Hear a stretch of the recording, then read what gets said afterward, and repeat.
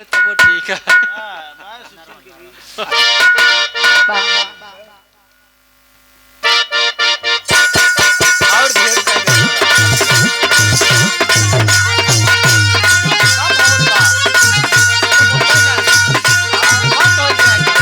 Hello hello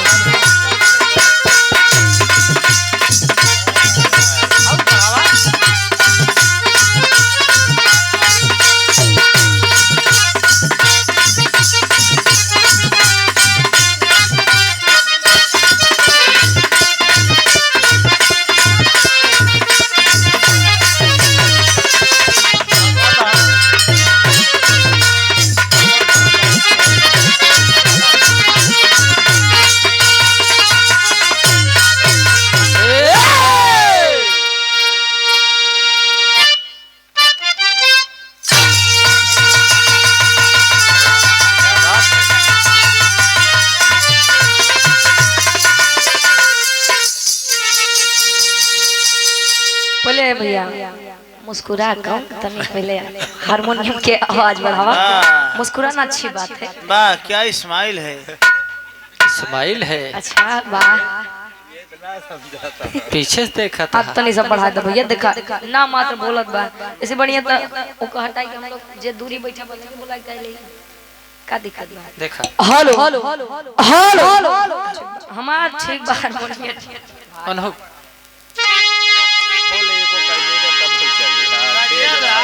ठीक बा चला डकाय जाए दो भैया पूरी रात डकाए थे अब का कर बाप जही घरे प्रपोज करी तबे बाड़े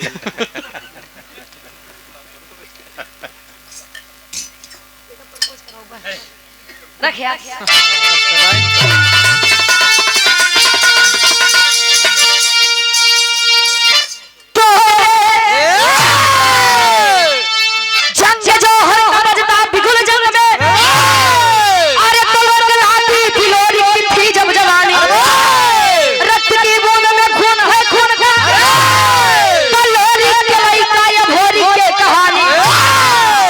छाती पे गर्जन करे सर्वदा बोलाय भोरे महाक्यों पिंडदान हुआ तो मजरी कहे गुलामी न मंजूर मुझको करे हक अदा वही बलवान हुआ।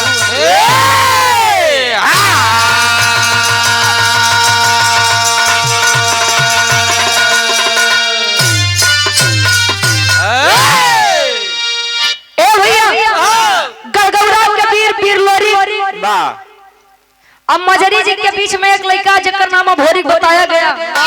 अभोरी बाल्यावस्था से जब किशोरावस्था में आया माने जाना था जब लड़के ही सब करे तले माई दुर्गा के चौरा पे बैठ के पूजा आराधना वंदना कर कैसे एक लाइन गजल लगल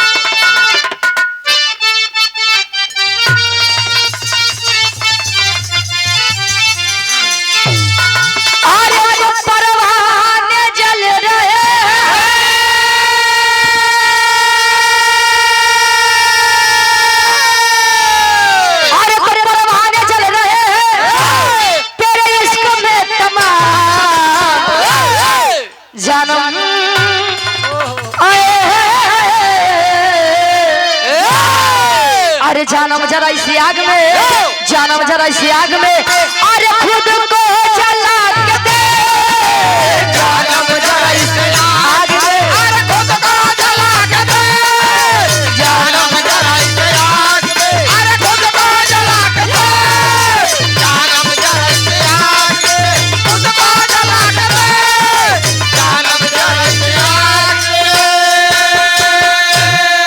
काले कवि जी भाव लिखा का अरे तोरा है पीर बघेरा अरे तोरा है पीर बघेरा अरे झंडा हिला दे अरे हट जाएगा समर से अरे हट जाएगा समर से पंजाब मिला दे हट जाएगा समर से पंजाब मिला दे हट जाएगा समर से पंजाब मिला दे हट जाएगा समर से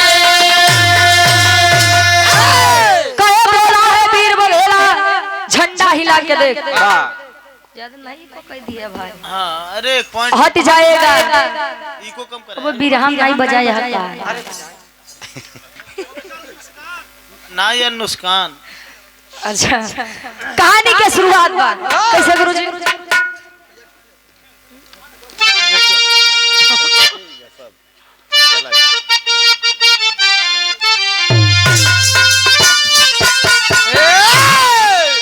अरे तो एक दिन मजरी माता से भोरी आके बोला कब से तुम हो बसोई अरे अब तो अखियां खोला हे पिताजी मेरे सामने तलवार हाथ में साजे कहने जिनके मां दुर्गा अरे माता रही विराजे रणदंगल में जब जाते तन से बहुत पसीना अरे समझ के जन्नत मुश्किल करते थे जीना तभी चुनौती से सहते रहे कभी ना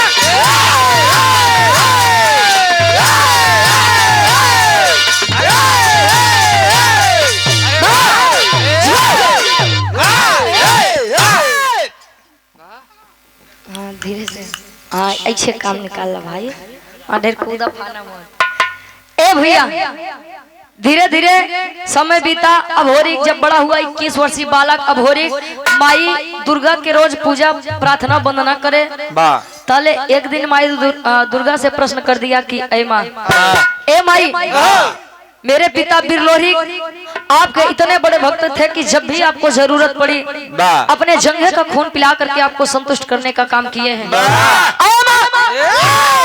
मैं उन्हीं का बेटा बिरलोही का बेटा अभोरी खुमा आखिर मेरी विनती क्यों नहीं स्वीकारी जा रही है। माँ दुर्गा प्रकट हुई कहीं बेटा अभोरी मैं तुझसे जरा भी नाराज नहीं हूँ बल्कि मैं दुखी हूँ। किस बात से? तेरे पिता बिरलोही मेरे इतने बड़े भक्त थे लेकिन आज भी उनकी आत्मा भटक रही है। ये हम नहीं आप लोग हमारे पुरनिया काका दादा लोग कहा थे। वेद पुराण कहता है कि जब तक पूर्वजों का पिंडदान नहीं किया जाता तो पूर्वजों की आत्मा इस मृत्यु लोक में भटकती है। जब वीर भोरी को इतनी बात पता चली आया मजरी के पास कहे माँ ए माई ये हम क्या सुनत तले माई अपने लड़का से एक बात कहे बिरहा सम्राट स्वर्गीय गुरु रामदेव गुरु जी वाली गीत लगत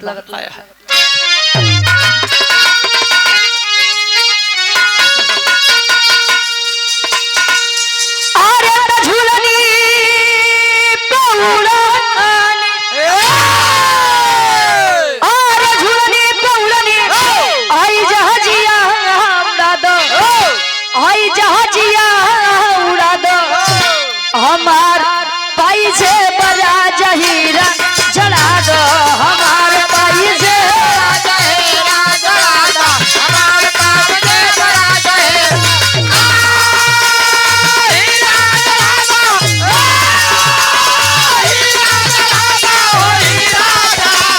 हमार पाई से बजा जहीरा जला दो हमार पाई से बजा जहीरा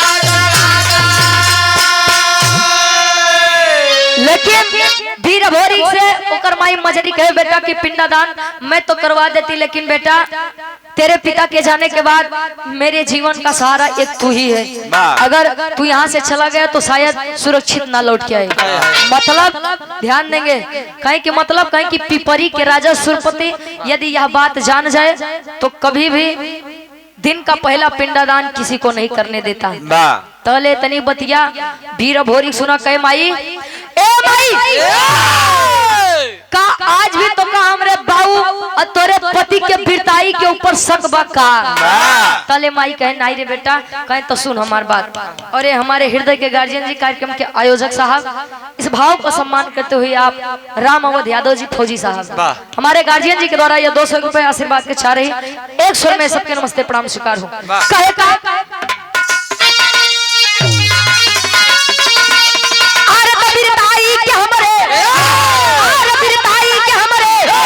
तिलकिया लगावो तिलकिया लगावो हमार माई हमके रण में पठावो हमार माई हमके रण में पठावो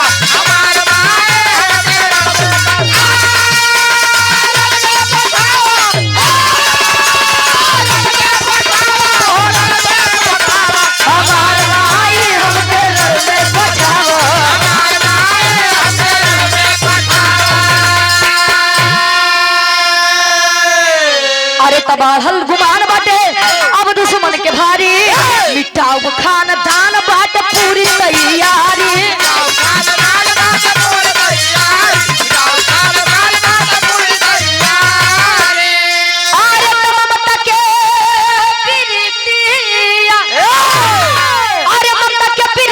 मन में जगावा हमार माई हमके रण में फसावा वीरताई का तिलक। अच्छा तिलक कई प्रकार का होता है। एक तिलक तो लोग रोज पूजा पाठ करे के बाद लगा लेते हैं। अब ठंडी में कितना जने तो बिना नहाए लगाओ न जाने कितना जन 14 तारीख इंतजार कर रहा। ए भैया दूसरा तिलक विजय तिलक होता है। कोई भी किसी भी क्षेत्र में जाता है तो सोचता है कि मैं जहाँ भी जा रहा हूँ प्रथम विजय का तिलक मेरे मत्थे पर लगे। तीसरा तिलक शादी ब्याह के पहले चढ़त है। बर्बादी की शुरुआत वाला। वाह तार भवा हाँ तब डरवा होता। हाँ का चाहता अकेले ना झेला ये 100 रुपए हृदय के गार्जियन से हीरा लाल जख्मी जी। अच्छा आप ही हैं। अच्छा वाह ये 100 रुपए देकर सम्मान किए आशीर्वाद के चारे कि हम बच्चे अपनी कला में कामयाब रहे इसी भाव को समझते हुए। ए भैया चल दिया वीर भोरी अपनी मां मजरी का आशीर्वाद लेकर के अपने पिता बिरलोरी का पिंडदान करने के लिए आया। तले ही काशी बनारस के धरती पर जहां आप लोग कहते हैं कि वही काशी बनारस है जो भगवान भोलेनाथ की त्रिशूल पट्टी की है। आया तक काशी घाट के किनारे पंडा ध्यान में मस्त है। ब्रह्म बेला बा सुबह के समय बा तले जले पंडा आंख खोलत है वीर भोरी का देखे तो एक सवाल करें वो पंडा के नाम का रहे गुरुजी गीत लगत बा।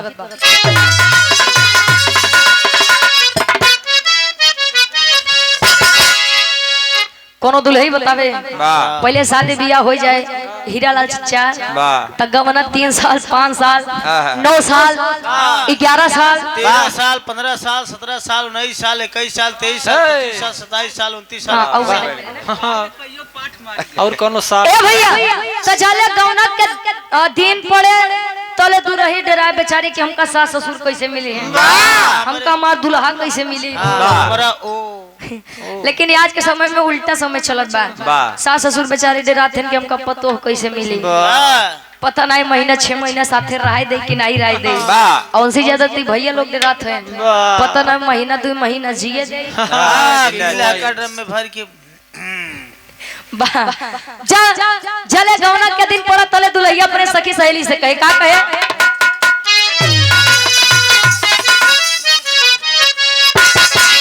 अरे जब से गवनवा के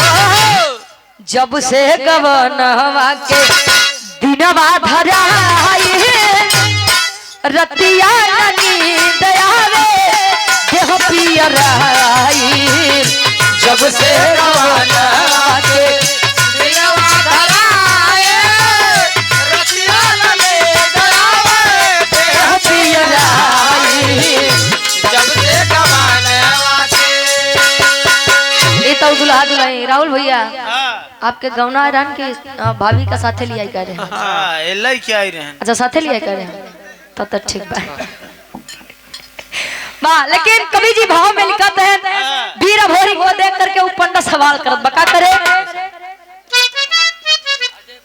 अच्छा हृदय के हमारे गार्जियन जी आदरणीय अजय भारद्वाज जी जिनका बनारस में खुद का स्टूडियो है सौम्या म्यूजिक स्टूडियो जो कि हमारे अजय भैया बहुत बड़े एक्टर भी हैं। गार्जियन जी के द्वारा 100 रुपए आशीर्वाद के चारे प्रश्न कौन प्रश्न अरे करे पिंडदान भोरी करे पिंडदान भोरी बनारस में आया शशिधर पंडा से बात लड़ाया करे पिंडदान भोरी बनारस में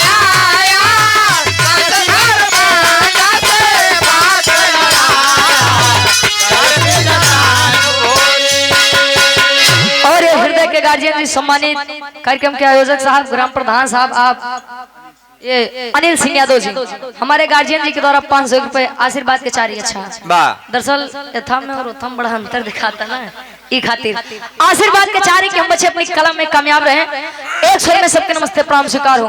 ए भैया शशिधर पंडा पूछा बोरी काहे बेटा कौन हो, यहाँ पर क्या करने आए हो? कहीं कि मैं गढ़गौरा से आया हूँ, मेरे पिता वीर लोरी। ओहो बहुत बड़े वीर थे बेटा, आज तक तेरे पिता के सामने कोई टीका नहीं है, क्या बात है? कहीं कि स्वामी मैं अपने पिता वीर लोरी का पिंड दान करने के लिए आया हूँ। सोचिए जो पंडा अभी तक बखान कर रहा था वही पंडा कहे तले पिछवा के कहने सुना।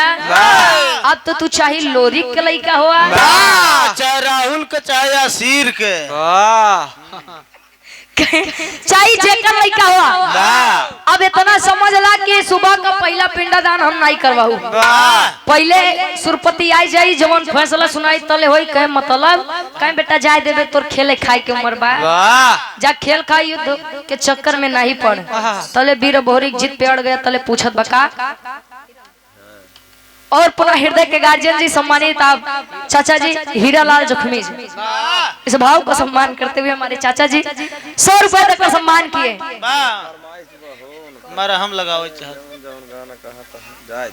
पहले पहले बिरहा हुई अब अरे कहे पंड पहले पिंड दान करी है राजा,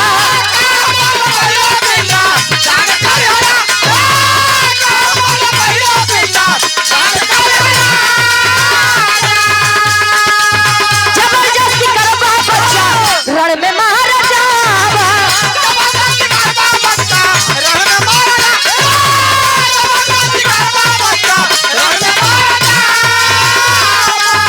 जबरदस्ती करबा बच्चा रण में महाराजा। सुन के खबर भोरी, सुन के खबर भोरी तन में घुसया आया, शशिधर पंडा से बात लड़ाया। सुन के खबर भोरी तन में घुसया आया, शशिधर पंडा से बात लड़ाया। सुन के खबर ताले शशिधर पंडा समझावता कि बेटा चली जा, नहीं तो अगर पिपरी के राजा सुरपति जानी जाए ना तो तोहे जिए दई ना तो हमें जिए दई। तले लोरी के लइका भोरी कह देखा बाबा मैंने प्रण करके आया है कि या तो मैं पिंडदान करवाऊंगा, अब तो या तो जीता या तो हारब, लेकिन बिना बाऊ के पिंडदान कराए शशिधर पंडा का देख बेटा हम अपने मेहरारू के इकलौता मरद है, जाय दे मत जीत कर। तले निकाल के तलवार गर्दन पर रख दिया। ए पंडित प्यार की भाषा समझ में नहीं आती, बोल। तले कहे बोल पिंडदान करवाओगे कि नहीं करोगे, करोगे कि नहीं करोगे, बोल करवाओगे कि नहीं करोगे। ए भैया ताले शशिधर पंडा बैठा बा कहे रे साला पिंडदान नहीं करवाओ तो ही मार दे, अब पिंडदान करवा दे तो माने सुरपति मार दे। अच्छा डर के कारण पिंडदान करवा दिया। अब देखा यार की बात यार छोड़ दा। तले खबर पहुंची सुरपति के पास, सुरपति हजारों की फौज तैयार करके पहुंचा है बनारस की धरती पर। तेरी के भाव में कभी जी लिखते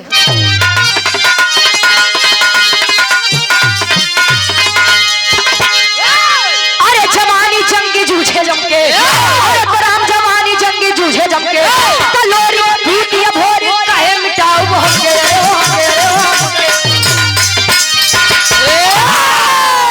लोरी भूत अभोरी कहे मिटाऊ हमके, जवानी जंगी जूझे जमके। हम का मतलब अहंकार कहे आवा सरऊ अबे तक तो मार वीर बनत रहे 10 कुकुरन लेके बड़का वीर बनत है। आवा निकाल के तलवार खड़ा बा, एक तरफ हजारों की फौज लिए सुरपति घोड़े पर सवार, बिरहा के हमरे आखिरी तरस लगत है।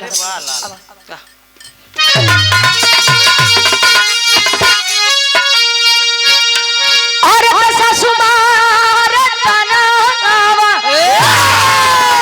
अरे सासुमार तनावा, होई नदिया मार तनावा रे तनावा, होई हो मारेना कि तनावा, होई हो मारेना हमरे भैया के सरवर तनावा, होई हो मारेना हमरे भैया के सरवर तनावा, होई हो मारेना हमरे भैया के सरवर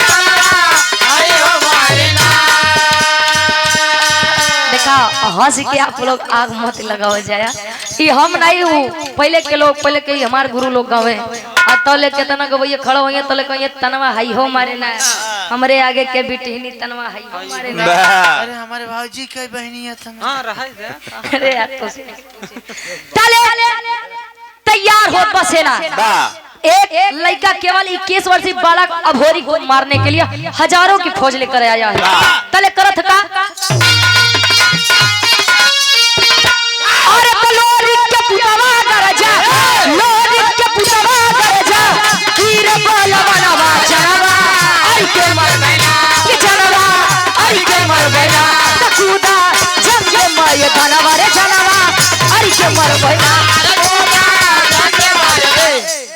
काहे कूदा जंगे मैदानवा जनवा आरी के मर बैना। निकाल के तलवार जोने तरफ तेगा तलवार भाजे ए भैया सैकड़न वीर ऐसे धराशायी हो जाए। अच्छा यार अब वीर भोरी मारत काटत काटत मारत मारत बस यार चले पहुंचा सुरपति के पास तो जो 150 सेना बची लगे मने मन सुरपति के गरियावे। अरे सारे तोरे चक्कर में न चूतिया रहे जो मर गए।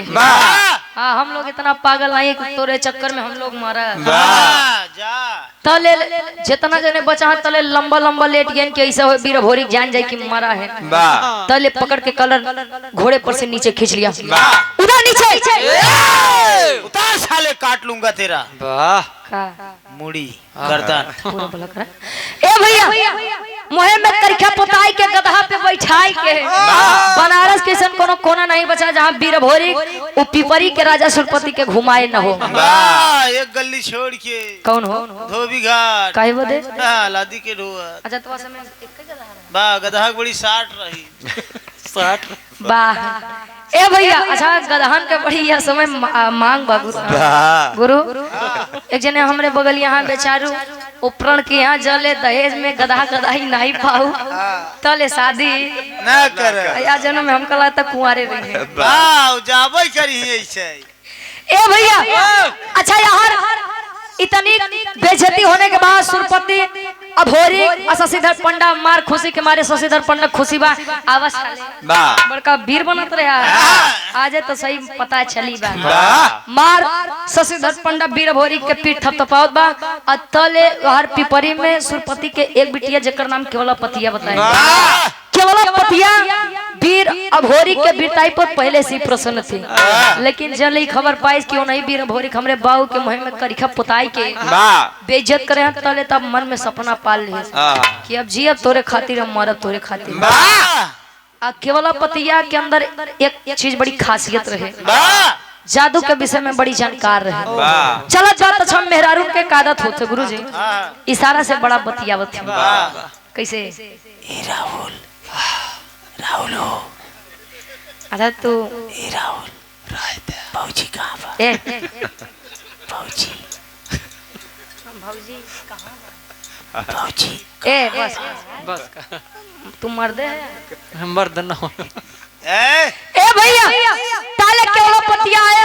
अच्छा शशिधर पंडा से इशारा में पूछत बात के ताले शशिधर पंडा मार खुशी से इहे ये 21 वर्षीय बालक जे तोरे बाऊ के बनी बनाई इज्जत नाश करे ये अभी ना मोछ वाला लौटा ताले केवला पतिया करत है का पापट के भाव में कभी जी भाव देते हैं।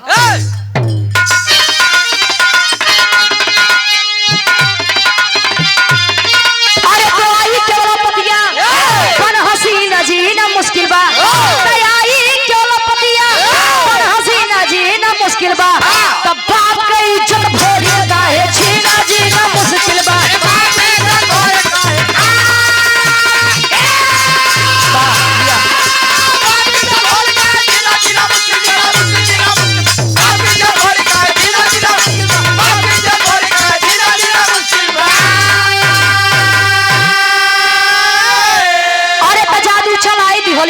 सुगना बनाई हो पिजरा में कहत कई के पिपरी लेके आई हो कहे कुंवारी छी अब नहीं तहर बिना जीना मुश्किल बा तब बाप के इज्जत भोरी काहे अब छीना जीना मुश्किल बा।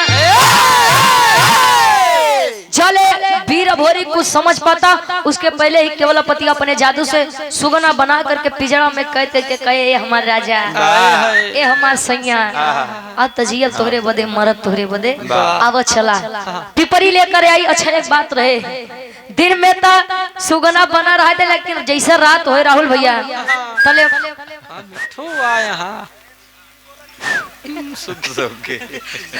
सुगना ए भैया।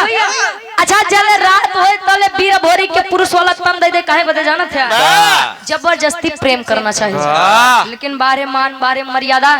वीर अभोरी कहे ए लड़की, ए लड़की, अरे तुझसे मैं इस प्रकार प्रेम कर लूं ये मेरे शान के खिलाफ है। तेरे प्यार को ए भैया। अच्छा धीरे धीरे समय बीतत बा केवलपति कहे जा दुनिया तसत बा तोहे मिलत बा तो तोहे अटकत बा। अच्छा यार तो धीरे धीरे समय बीतत बा लेकिन यार गढ़गौरा में माई मजरी के अपने लइका वीर अभोरी के चिंता सतावत बा। कैसे तले करत हिन का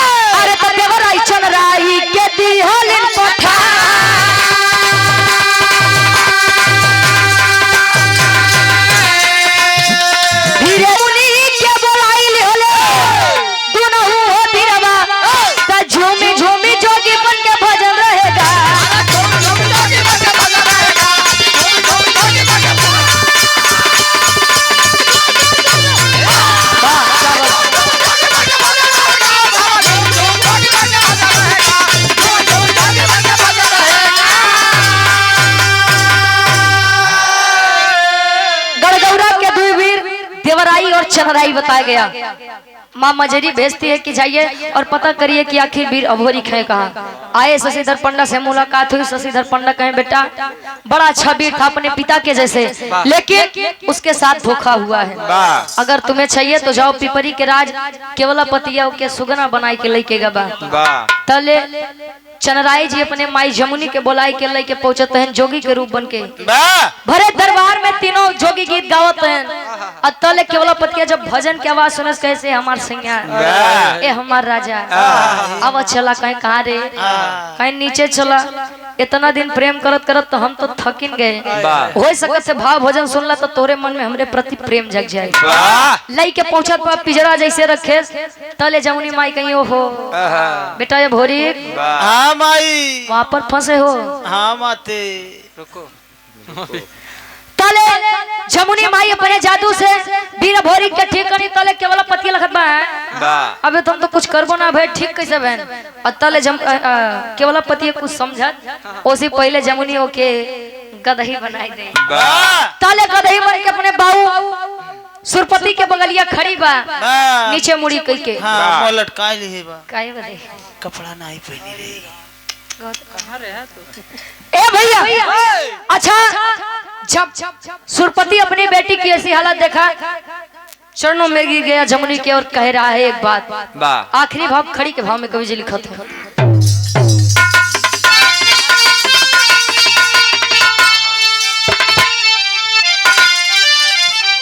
अरे तुम्हारे गलती जमुनी के अब चरनिया धई के अरे तुम्हारे गलती जमुनी के आई चरनिया धई के हम हाय भाई तू बहिनी बचनिया कही के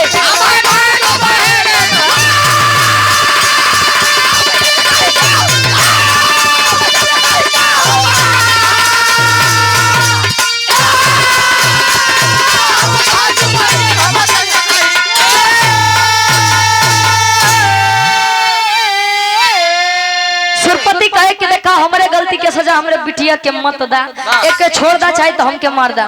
तले वीर अभोरी मार गुसिया की माई के नहीं छोड़ब नहीं छोड़बे के एकरे चक्कर में एकर बिटिया धोखे से हमका इतना दिन कैद करके रखे से का छोड़ब नहीं। तले जब ई सुरपति बतिए कहे तुम्हार बहन हम तुम्हार भाई समान तले माई जमुन कहीं एक बात कर बेटा, हाँ। तनी तू बैठ जा, वाह। एके छोड़ दा कहीं माई एके हम एक के शर्त पे छोड़ब। वाह। कमन शर्त बा? कहीं ने कर जन बिटिया बा केवला पति हमसे बड़ी प्रेम करत है, वाह। वही के शादी हमसे करवा दे के छोड़ दे। तले सुरपति कहे बेटा शादी तो मैं करवा दूं, वाह। लेकिन तू विधा बा, वाह। काहे के? कहीं तो तू गदहा बनी जाए तो एक लड़की बनाई दे। वाह। ना जोड़ कैसे खाए? अपने जादू से जमुनी माँ फिर से लड़की का रूप दियो, तले होत का एक लड़का जन्मत बा, दोनों के संयोग से।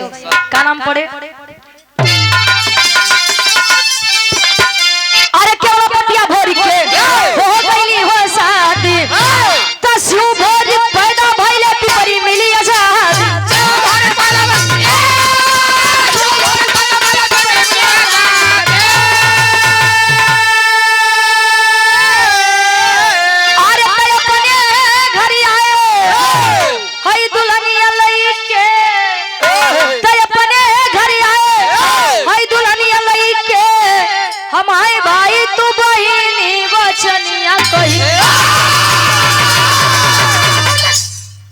केवला पतिया भोरी की हो गईली हो शादी हो, तो शिव भोरी पैदा भइले पिपरी मिली आजादी। शिव भोरी किनके लड़के थे?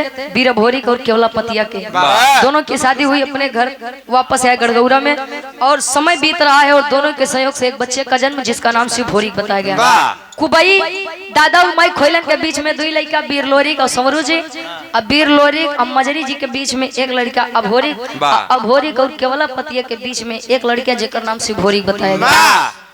हमारे बिरहा के शीर्षक रहे लोरिक के पिंडदान और अभोरिक के शादी, इसीलिए कहा जाता है वीर जिस राह पर चलते हैं या तो वह रास्ता खत्म हो जाता है या तो खुद अपने आप को मार देते हैं, लेकिन बात को कटने नहीं देते हैं। ये होते हैं वीर, ये होते हैं मर्द। आखिरी में खानदान के परिचय बा। गुरु बिहारी गुरु रामलाल मुर्बाद।